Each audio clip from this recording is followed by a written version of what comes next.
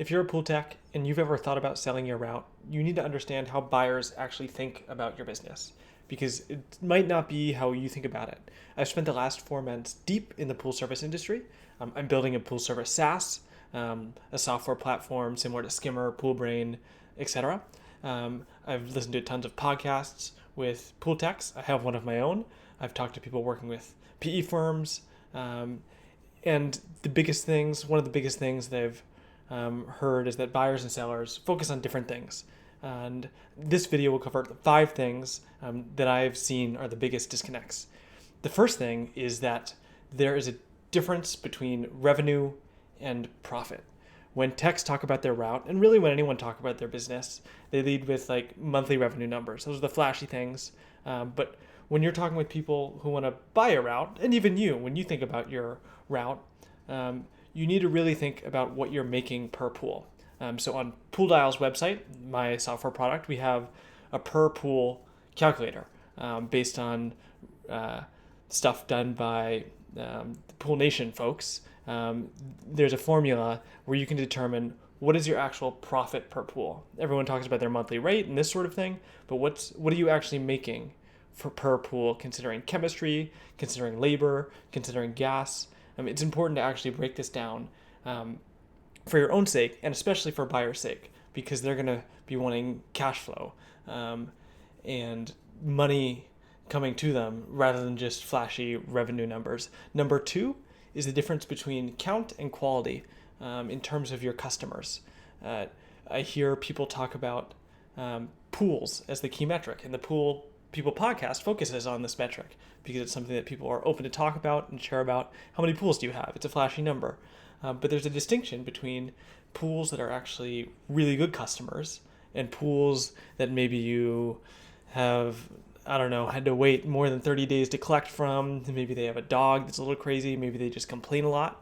And when someone's buying a route, it's a lot more valuable to say have 30 premium customers that you don't have to think about whatsoever, who are willing to get the nice upgrades in their pool and are open to your repairs and you don't have to hassle them, versus 60 maybe less well-off customers who will really hassle you and this sort of thing. So this is something you want to take into consideration, is the count versus quality. And it's a disconnect that I've noticed between what buyers are looking for and what people who have a route look for, or think how they think about their pools. The third thing is the disconnect between relationships and systems.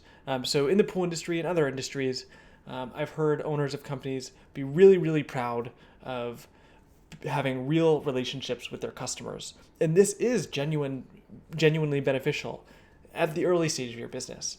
As you grow your business, you might think less about your personal relationship with your customers because it is beneficial to have personal relationships with your customers. But as you grow more and more and more, the trade-off of what you can do with your time versus, like, say, thinking about hiring or strategy. Once you have a larger company, maybe you have something like 15 techs, versus if you're one person and you really build the relationships with your customers. There is a sacrifice that you have to make once you hire like a family friend as your receptionist or something like this, and you don't have that personal relationship with your customers anymore. But long term, there is benefits. For one, running your business, and two, when you sell your business, there isn't that key man risk. That people aren't dependent on always knowing that, John, we know John's the face of Oasis Pools, and we can trust him. So this is something that you want to think about as you consider selling your business. Another thing is just size versus density.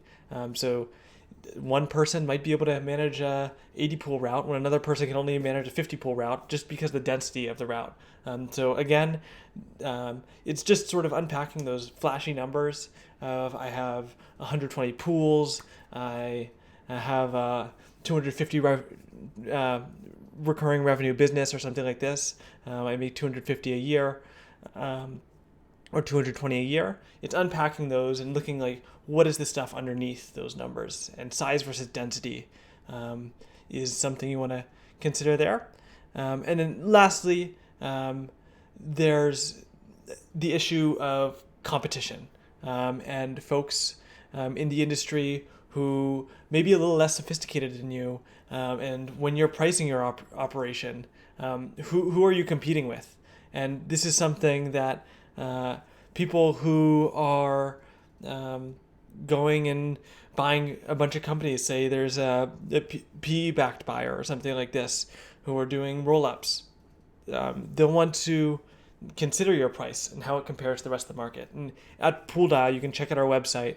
We have data from over like 700,000 pools, and you can look at your pricing in your state, and you can determine where you land in terms of your pricing compared to your competitors. So thank you for listening to this video on the 5 disconnects that you should consider when you're selling your pool route. Again, I'm not a pool tech, I'm not a pool guy, but I'm a software guy who spent the last 4 months going super deep on this industry. This has been my main project for the past 4 months. If you are interested in learning more about the software that I'm building, it's called PoolDial. It's a CRM. It does everything largely you need to do to sell to run your business. Obviously, there are some software products that just everyone uses, like QuickBooks, and maybe you have a GPS tracking software or something like this. But we integrate with things like QuickBooks, and we also have modern AI features like an AI receptionist that no other pool software has. I'd love to give you a demo. I'd love to tell you more. Feel free to book a demo on our website or just get set up with a free trial. Thank you for listening. And if you've sold your pool route before and you have any comments, I would love to hear your thoughts. Please feel free to leave a comment, and maybe if you're interested, I'd be happy to talk to you on the Pool People podcast, as I'm always looking for guests in the pool service industry. Thank you. Bye-bye.